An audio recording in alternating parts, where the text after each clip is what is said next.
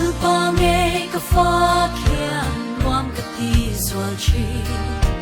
Fakpuber anisi Lamoin ka fakang bansay relovin Zay lain ka oy ning lo Faklo thay ka nilo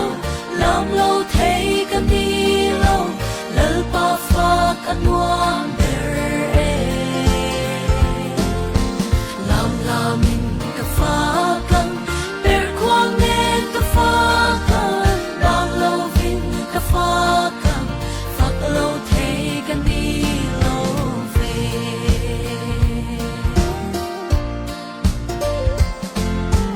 Leilal te tan hian lal ro pui ber ni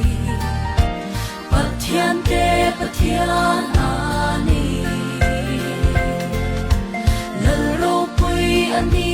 hian kin ni ani lo Cha tuanin alal reng mang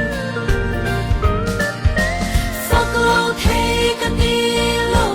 Lam lo thay ka ni lo Lal pa fak anwam ber Lam lamin ka fakang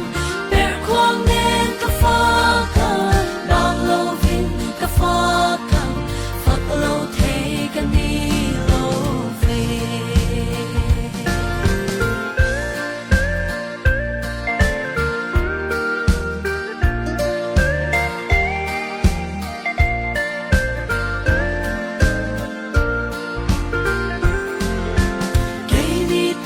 na chat na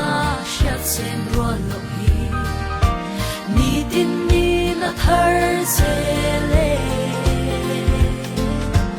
amangai na ro